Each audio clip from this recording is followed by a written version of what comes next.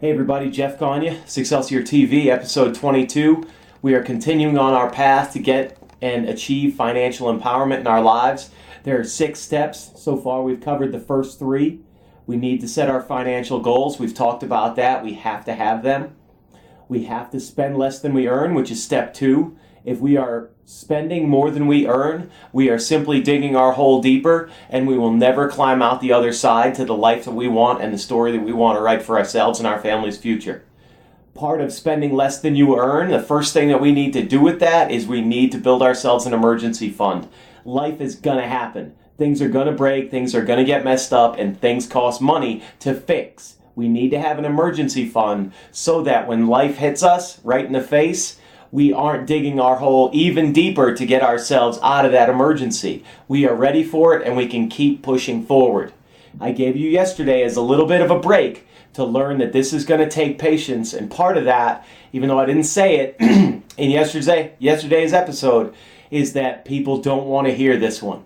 We all want it, but nobody wants to hear it and nobody wants to get into their business and do it. Step 4 of financial empowerment, you need to do good. Good is an acronym, G.O.O.D.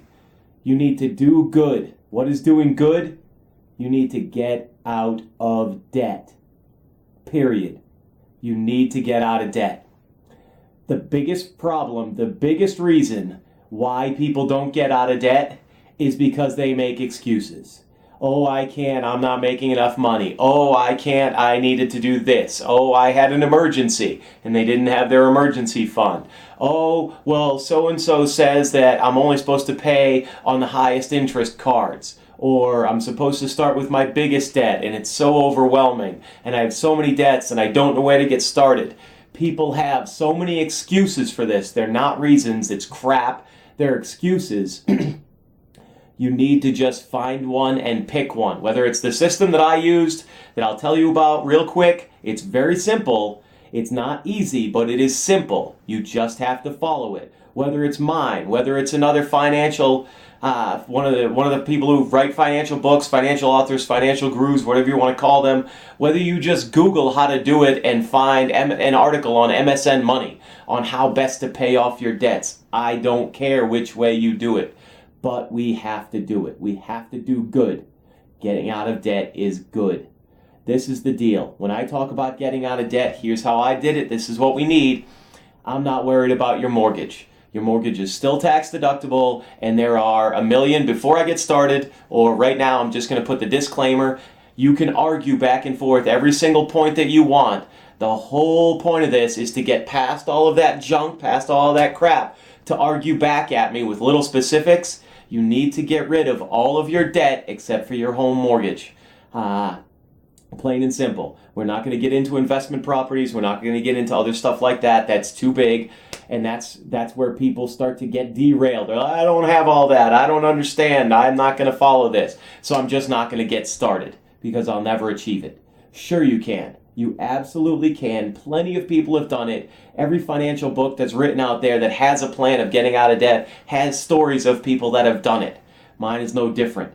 You can do it. The plan that I like, I followed it, not necessarily exactly to the number, but it was real darn close, is 70-20-10.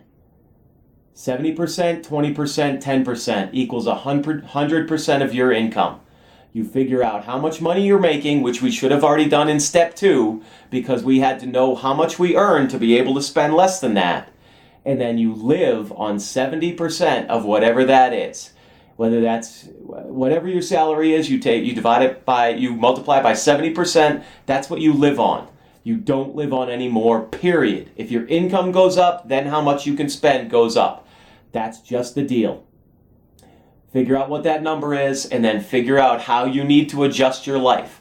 Do you need to sell a car that's got a payment and buy a used one? Do you need to move to a smaller place? Do you need to get a roommate or a renter for your basement? Do you need to spend less eating out? Yes, you do. Do you need to spend less on fancy groceries? Do you need to shop at Walmart instead of Whole Foods? Yes, you do. 70% is what you live on. 20% is what you use to pay down your debts. I'm going to get back to that in just a second so I can finish up the 70-20-10. 10% is what you start building your emergency fund with. Once you've reached the number you've set as a target, whether it's 1,000, 2,500, 5,000 for your emergency fund, then that 10% starts going into step 5, which we will talk about tomorrow. 20% of your income right now should be used to pay off your debts.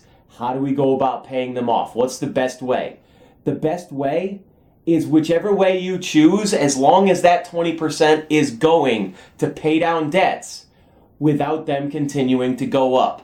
We make every change that we need to live on 20%, which includes whether it's cutting them up or just building the willpower to not use them.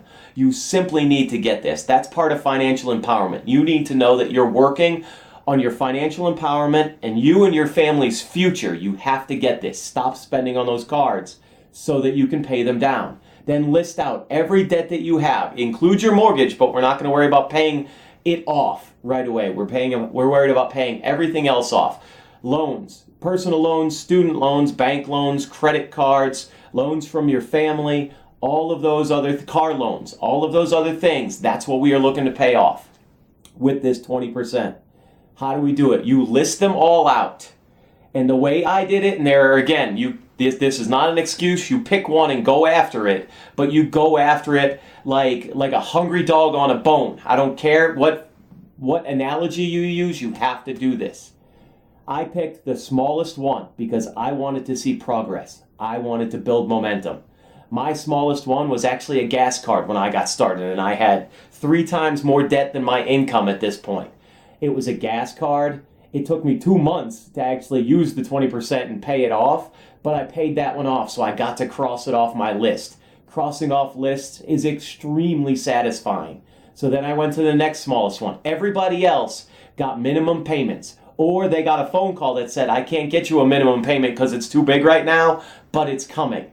This is humbling. It's tough. You have to swallow your pride. This is hard, but you got yourself into this situation. You can get yourself out of it with this help of knowing the plan and support to go after it. If you need help and support, email me at jeffgagne@gmail.com. I will be with you every step of the way until you send off that last check. I did it. I know what it feels like. I know how bad it feels to have all that debt and make those phone calls and send those small checks out, but I also know the unbelievable feeling of 1,000 Christmas mornings all at once when you write off that last check and you are debt-free, except for that home mortgage if you happen to have one. It's amazing. It gives you the power and the belief in yourself that any goal that you set, any dream that you have, not only can you, but you will achieve it if you put this much focused effort into it. 70-20-10. Live on 70%, pay off your debts with 20%.